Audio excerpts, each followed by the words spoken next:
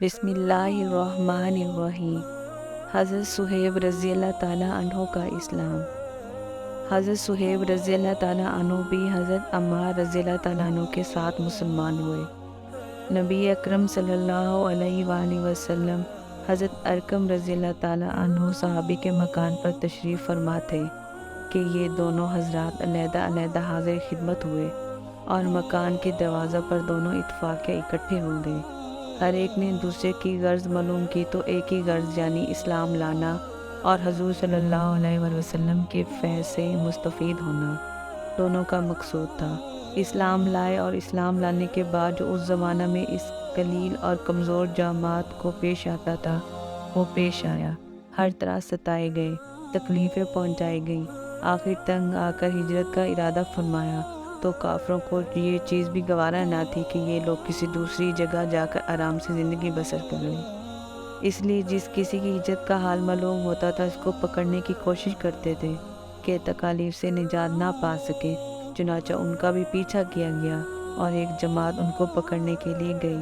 انہوں نے اپنا ترکش سنبھالا جس میں تیر تھے۔ ان لوگوں سے کہا کہ دیکھو تمہیں معلوم ہے کہ میں تم سب سے زیادہ تیر انداز ہوں، اتنے ایک بھی تیر میرے پاس باقی رہے گا تم لوگ مجھ تک نہیں آ سکو گے، اور جب ایک بھی تیر نہ رہے گا تو میں اپنی تلوار سے مقابلہ کروں گا، یہاں تک کہ تلوار بھی میرے ہاتھ میں نہ رہے۔ اس کے بعد جو تم سے ہو سکے کرنا۔ اس لیے اگر تم چاہو تو اپنی جان کے بدلے میں اپنے مال کا پتہ بتلا سکتا ہوں جو مکہ میں ہے، اور 2 باندیاں بھی ہیں وہ سب تم لے لو۔ اس پر وہ لوگ راضی ہو گئے اور اپنا مال دے کر جان چھڑائی۔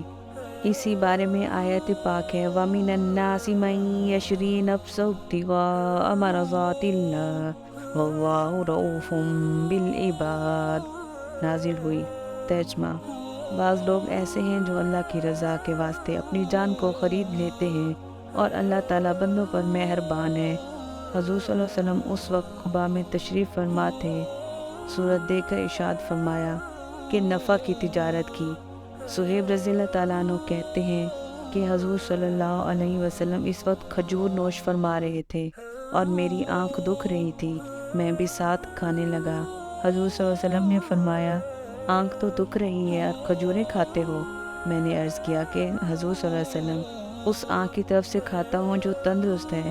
حضور صلی اللہ علیہ وسلم یہ جواب سن کر ہنس پڑے۔ حضرت صہیب رضی اللہ تعالیٰ عنہ بڑے ہی خرچ کرنے والے تھے، حتیٰ کہ حضرت عمر رضی اللہ تعالیٰ عنہ نے ان سے فرمایا کہ تم فضول خرچی کرتے ہو۔ انہوں نے عرض کیا کہ ناحق کہیں خرچ نہیں کرتا۔ حضرت عمر رضی اللہ تعالیٰ عنہ کا جب وصال ہونے لگا تو انہی کو جنازہ کی نماز پڑھانے کی وصیت فرمائی تھی۔ اگر آپ کو ہماری ویڈیو پسند آئی ہے تو ویڈیو کو لائک کریں، چینل کو سبسکرائب کریں اور مزید اس طرح کی ویڈیوز کے لیے بیل آئیکن ضرور دبائیں۔